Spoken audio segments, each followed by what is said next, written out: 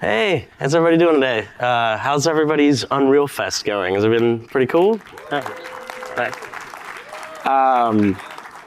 So we're with a new studio called emptyvessel. We're a pretty small team. We're about 15 devs, and we're about to play part of our trailer, and all the cinematics you see there are made with about 6 people, while we're simultaneously developing the game. So yeah, kind of kick it off with that.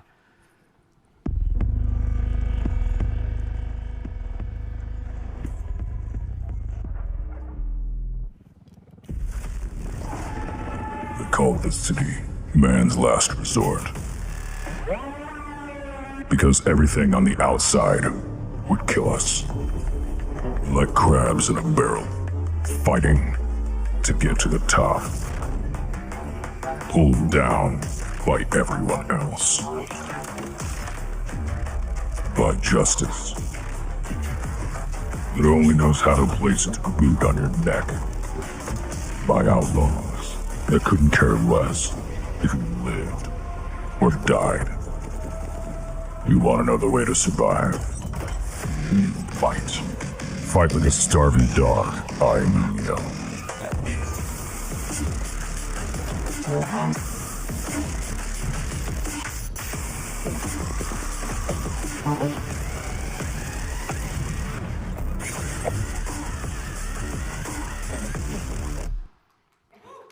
Awesome.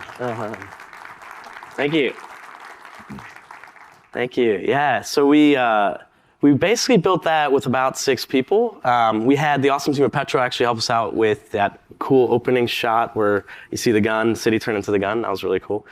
And we really wanted to kind of kick off with figuring out the art pipeline first. While we were doing that, we were also kind of working on the game. But yeah, I'm Emmanuel. I'm the founder, game director at emptyvessel. Hey, I'm Jake Gordon. I'm our tech anim director here at emptyvessel.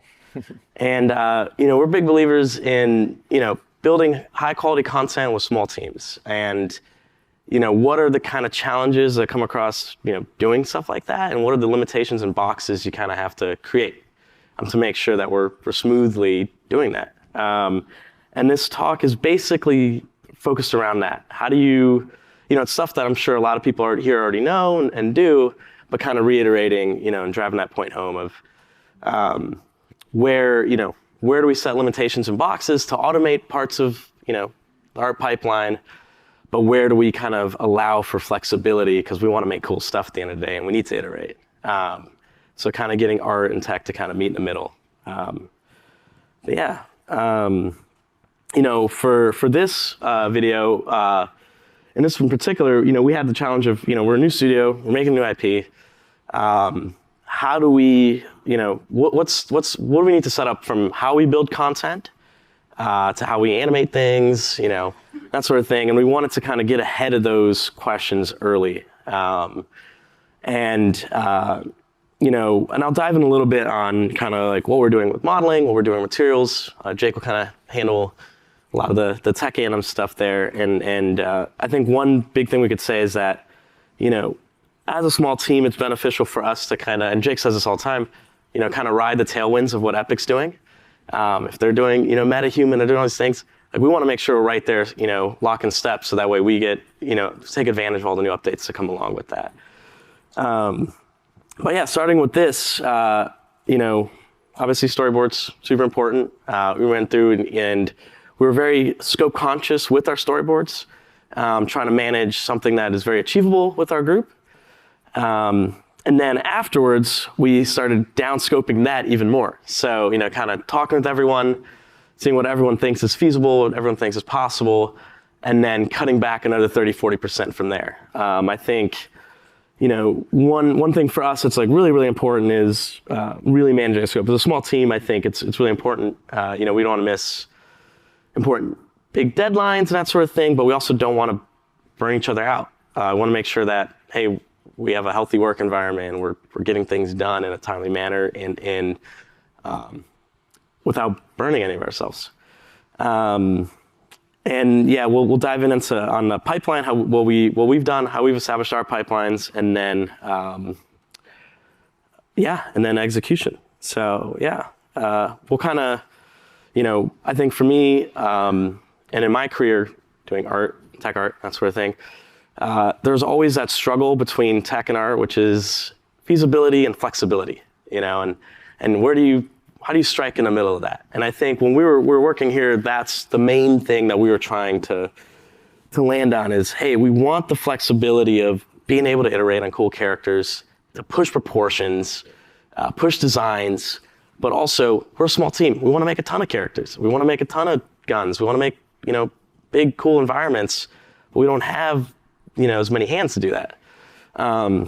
Which naturally creates some restrictions because we're going to automate things. And, I think for us, we found a nice middle ground there, kind of taking into consideration where we want custom art and where is it okay to kind of have more, I don't want to say it's like more quicker art, I guess. So it's, what are our focal points? And in this case, it's the characters with these cities. So we spent a lot of time on making sure that when we're building the materials for them and that sort of thing, we had a lot of flexibility to not just have generic layered materials. We wanted to have layered materials, but also kind of get that custom, almost airbrush look as well. So maybe to kind of kick things off, we'll talk about one of the things we did, again, flexibility, feasibility, but saving time. We want to plow through these assets really quick, and then ensure that, hey, they also look good. So one decision we made was doing all of our weapons with Nanite. We would essentially build CAD models, kind of like mid-res CAD models, add some holding edges and get high-res assets out of that. Allowed us to UV things quickly without artists having to worry about how do they UV such a high-res mesh. And then we put all of our material masks in our vertex colors. So it's really quick, really cheap, and then worked with a material library we shared. And allowed us to basically push weapons through the pipe really, really quickly. And it's been awesome on the gameplay front too. We can quickly, be in an immersive game. Art is very important with the design we're doing. So it's really, really important that we're able to get art quickly enough through the pipe to even really get a feel for things once they're in there. And I could show you some videos of our guns, so you can kind of see how they look.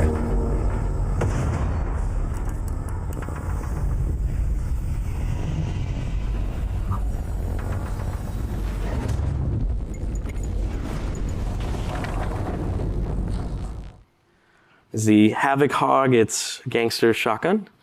It's pretty cool, like pretty heavy metal punk rock shotgun. And this is a pistol. This one was actually made in ZBrush. We're not going to make any of our other guns in ZBrush, but this one's in ZBrush. Let me show you this one.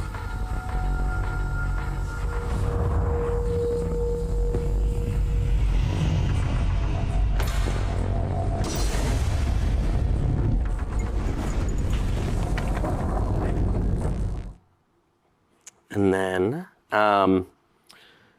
we also were really strict on having a shared material library across all art departments. So weapons, environments, characters, all sharing materials.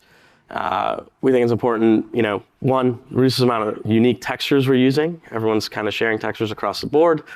And it's really easy it makes it easier to art direct certain material types. If we have a certain faction, for example, or a certain theme, and the art director wants some of the metals to be shinier or less shiny, or the paints to be a certain way, it's very easy to update that across that whole entire faction.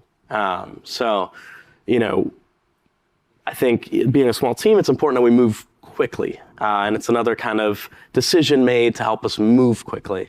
And we're also quite strict on, we don't want more than 3 materials per UV island, so that sort of thing. But and with that said, you'll see the characters here. They share a lot of the materials you saw in the weapons, but we also add the ability. One thing with layer materials, as a character artist, you always kind of get this slapped on look of like it's just a tiling texture. So we have some specific controls to add color gradation and that sort of thing, so you can get some more uniqueness out of your outfits and kind of capture that almost model kit painted aesthetic with a layer material workflow. Yeah.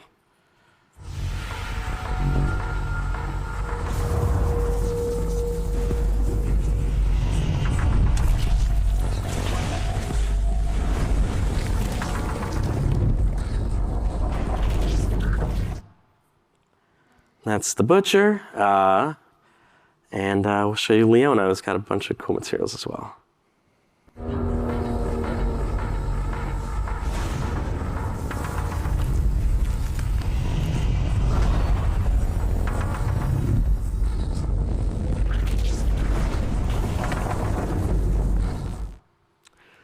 So with kind of combining the aspects of utilizing Nanite for guns, we utilize Nanite on characters as well for certain aspects, like shoulder plates or helmets.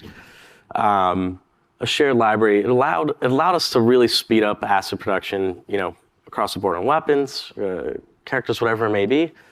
And it allowed us to stay very cohesive as a small team. I think in the beginning, there was obviously the hurdles of setting everything up.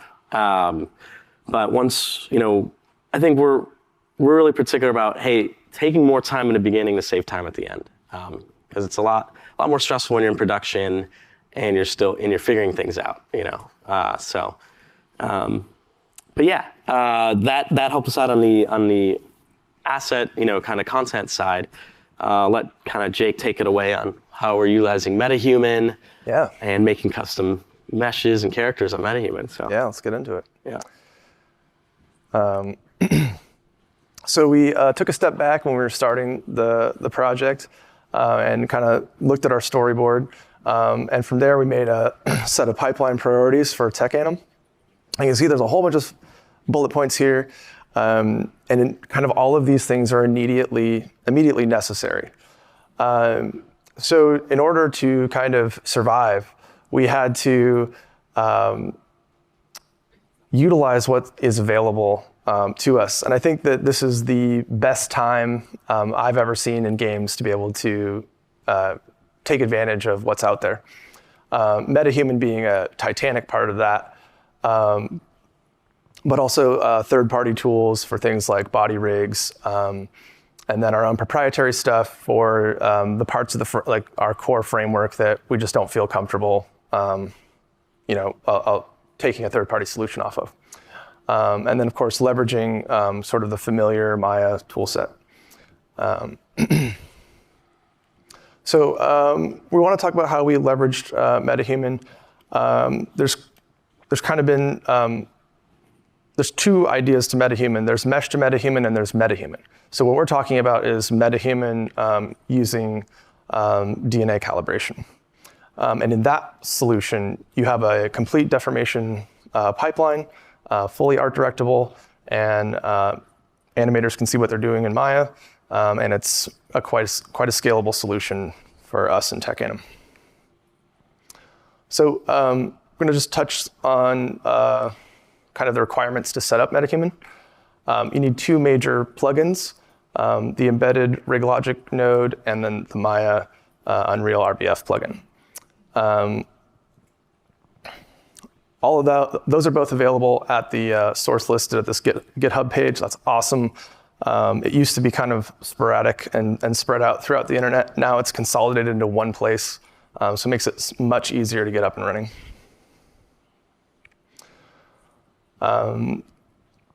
So to create a new human, really the starting point is to go ahead and just download an existing MetaHuman off the Quixel Bridge marketplace, and then start sculpting your new head.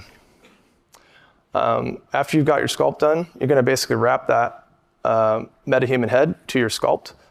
We like Faceform. There's a bunch of wrapping programs out there. Here's a little bit of an overview of how to do some of that. But Faceform has some really good videos you can just quickly watch. But basically what we're setting up is a series of points on a mesh that correlate to each other or register the mesh between your high poly and your game res asset. And then the program will fit the target mesh to the source mesh. So MetaHuman, from a user's perspective, at its kind of core concept level, is it enables us to author a mesh. And from that mesh, we're going to define everything about the rig. So in this idea, we have a consistent point order on all of the meshes that make up the MetaHuman. And those mesh points will define where our bones go. Kind of the next concept we wanted to just touch on is deltas. So we have an original MetaHuman head, and then a new MetaHuman head. That's kind of our polycube here and our oddly deformed polycube. And then we might have a goal location and basically the result of adding those two deltas together is our new delta goal location. MetaHuman abstracts all this from the user, so you don't really need to focus on this too much, but that's kind of what's going on under the hood when we're bringing together these ideas. MetaHuman provides a DNA viewer that is a very powerful tool for constructing your rig. It's absolutely incredible what you can do with it. You simply supply it a mesh and it builds everything. The only thing it doesn't do right now that we've been able to find, and this stuff's getting updated a lot, so it could exist now, is a method to snap your bones to those specific vertex IDs. There's a lot of really cool third-party programs out there that can do that now.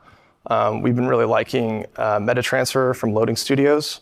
It's 3 mouse button clicks. You're basically just defining your heads, like your head meshes, into the tool window, and then just hit that rig or build rig button, and you're essentially done.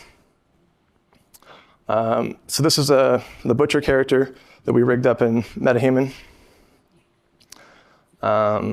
You can see there the control board is moving the mesh, and then here's some just wiggles around for me, showing what we're doing. So you get really high quality results that an animator can use quickly to get you off the ground.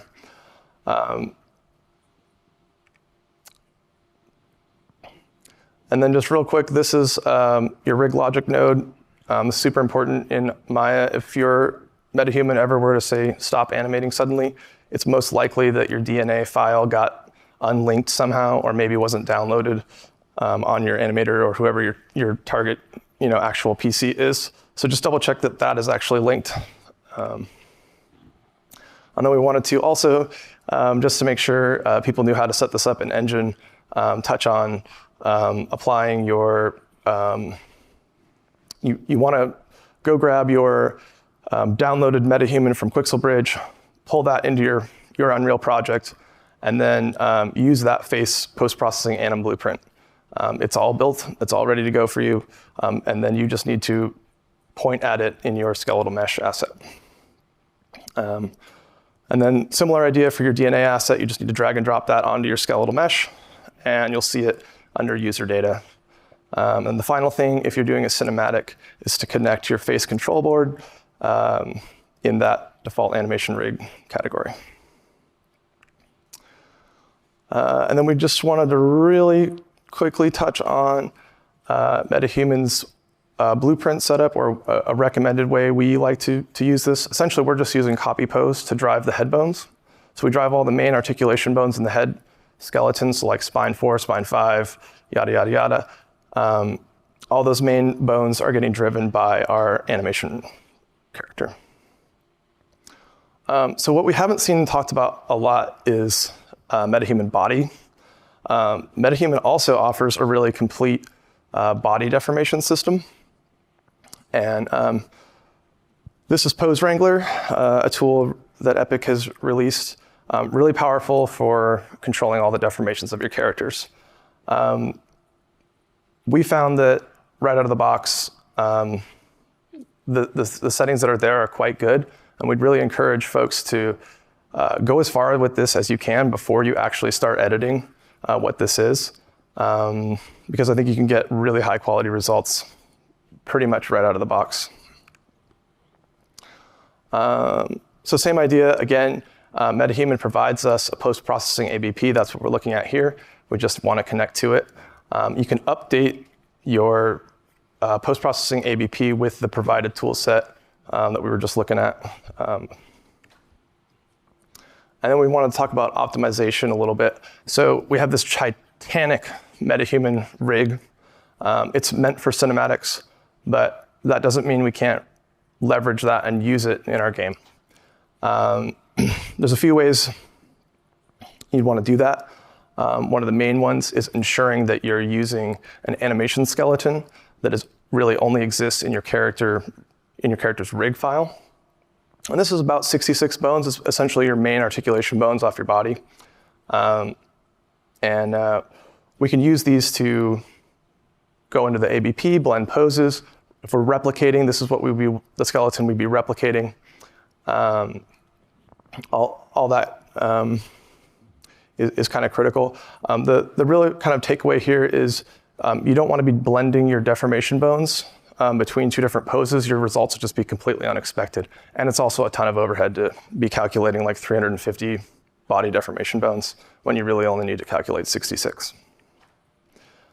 And that's kind of the... Actually, before questions, I did want to dive into a couple other things as well. Yeah, buddy. But it's awesome. Yeah. So when you're talking about, topology, yeah, we've been using all MetaHuman topology in all our characters, and we're using a tool called ZWrap in ZBrush to transfer all that. It's super helpful, but really kind of want to drive home, automating as much as possible. We've got smart materials and substance for edgeware masks, controlling material IDs, gradients, that sort of thing. Utilize automating as much as we can on, the topology transfer stuff, and that sort of thing. And, I think with a small team, that really helped us was really staying true to that and making sure artists kind of all work within that pipe, and as an artist, there's those moments you're like, I want to make this the best freaking door handle ever seen, and it's like, hey, yeah, that's awesome, but if we're not going to see it in the shot that long, is it as important right now? And I think really to successfully kind of pull off, building some of these shots, we had to really, really focus in on what was the most important there. What are people going to spend most of the time looking at? Well, one thing that's super powerful with a small team is getting team alignment and team buy-in. Yeah. It happens so much more quickly when you can go to the very top of my company, for example, and have a very candid conversation about, hey, if we do X, we're going to be in production hell for Y reason. And that is incredibly powerful that we're able to do that with getting 6 people aligned is so much quicker than 20 people or 200 people. Yeah. And it's, it is, and it's getting everyone aligned, with the goals and knowing that, hey, this is the end goal that we have in mind. And from the very beginning, I mean, we set up, we had the storyboards, we had the animatics, which are just gray box, very simple. I actually wish that we brought some of those here because they look kind of funny. And then we utilized accents to quickly prototype some, mocap in the shot and see how it looks, and what looks, something that might look good in an animatic or in a storyboard might not look good in motion, So, and I think once we set up enough of the pipe, then it was just having that room to iterate and find what looks coolest.